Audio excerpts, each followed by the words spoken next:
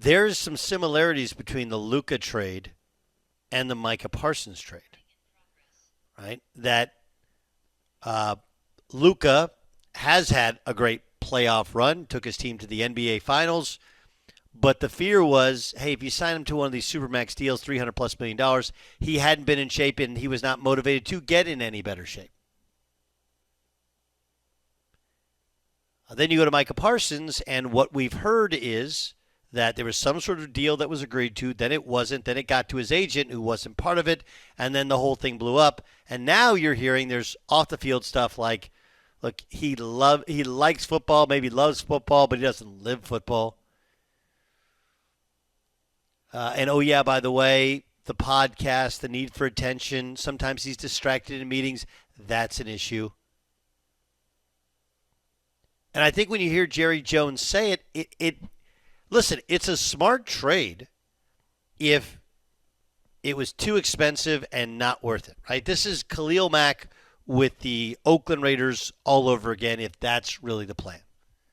Right? If the plan is, hey, now we got 2 first-round picks and we're not going to pay $40 or $45 million a year for one defensive player. We can use that money smartly, plus we can get some first-round draft picks, or maybe those first-round draft picks become multiple seconds or thirds or whatever. All those things are great. All those things make sense. But if you're telling us you're a better team and you actually believe it, that means that there's something bigger at stake there in terms of culturally that you just could not get over with Micah Parsons. And I actually believe some of that to be true. But if that's true, why was there, hey, we had an agreement for, why was that the discussion that we had previous to only yesterday saying they were going to listen to some trade talk? Look, the comparison is very, very simple. 2 guys that you can argue how much you love them, but you'd love to have them on your team because they're 2 of the absolute best in their sport at what they do. Fair? Of course it's fair. And Luka's deal, constantly complaining with officials. That bothered some people. Has to have the ball in his hands. That bothers some people. And the big part was he was never really in great shape. Okay. All that's fair. And, as much as people will say, you can never, I've heard Muncie say, you can never get over that trade. We'll see. I wouldn't have traded Luka. But I also don't know how bad it was with his attitude when he's asked about losing weight. Or how much having his people around hurt the culture of the place. Again, all things that we have heard. We don't know the answer to. So what does it mean for the Packers? Remember, the Packers are a team that have a bunch of young guys. Only Jordan Love making a killing financially. Now you're bringing in another young guy, but a guy who's gotten seriously paid. How does that sit with a young locker room? You have what they believe is an elite quarterback under contract, and now you have what everybody believes is an elite defensive end under contract. Let's see how it all works. See how it all works. 1, in terms of what you can do financially with that salary cap number. 2, what you do with the imbalance of what he makes versus other people on defense. And 3, I don't think he has a brash personality, but he's definitely not shy. And his platforms, like his podcast, that you had Jordan Love on, sometimes that can bring unneeded attention. Who knows that better than me? Nobody. But it was a need-based trade. It's not like it was a vanity trade. They didn't just do it because it looked good. They needed him. They need pass rush. And he's elite. And they have money to spend because they have so many young guys who are still in their first contract. Jay Stu, did I miss anything in the comparison of the 2? Other than one big thing. Okay. They both played in Dallas. And there are Dallas fans waking up this morning who had Luka Doncic 6 months ago and Micah Parsons, and now you have neither. 2 are dynamic playmaking, once-in-a-generation people. So you feel for the city of Dallas or anybody who follows those 2 teams. And I think that's why you've seen the comparison over the last 18 to 24 hours, that it's a real gut punch to that city's fan base. Well, the Cowboys are they have a huge fan base that we like to make fun of often, but it's gigantic and it is national. But I don't know if people feel bad for them. I really don't. I don't. I don't know. The fact that they both happened in Dallas you're right. It is very, very interesting. Very interesting. What it means, I don't think there's a connection between the two other than they both happen to play in Dallas. So that's how it went down, right? I mean, just again, like I don't think it's any. Well, they're about culture. We're about culture. I honestly think it's one of the world's great coincidences, but it's definitely a coincidence that I agree with you, worth mentioning. And I probably glossed over it. That's my mistake, right? I glossed over it thinking everybody knew that they're in Dallas. Everybody.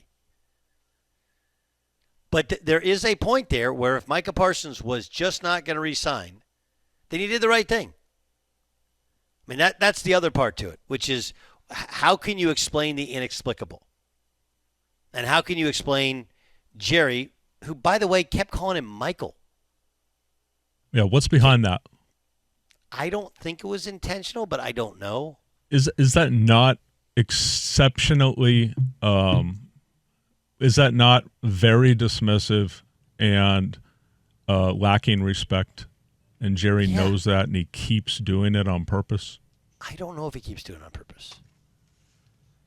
Again, I don't know. It only lands two ways, right? Either he's bumping up on senility and doesn't remember a name, or he's doing it on purpose. Either one is not good.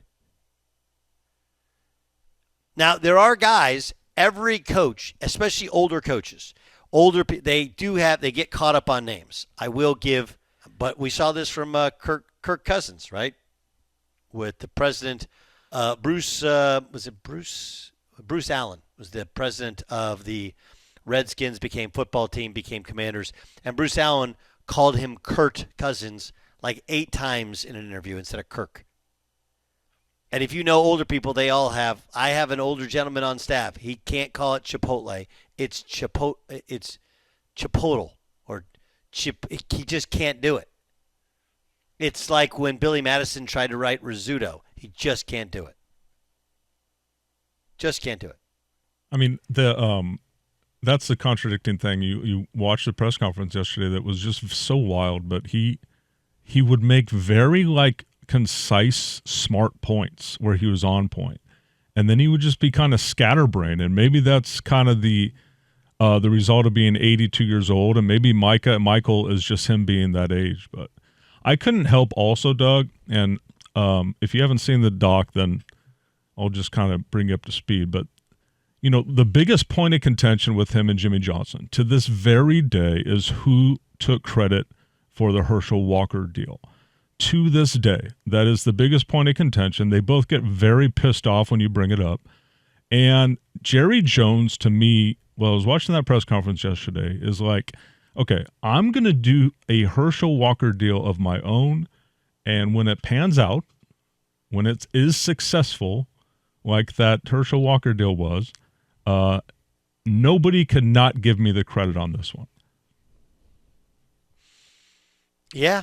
I mean, definitely. It is his team. He is allowed to do it. And if you get in his way, he'll get rid of you. And we see that now in politics as well.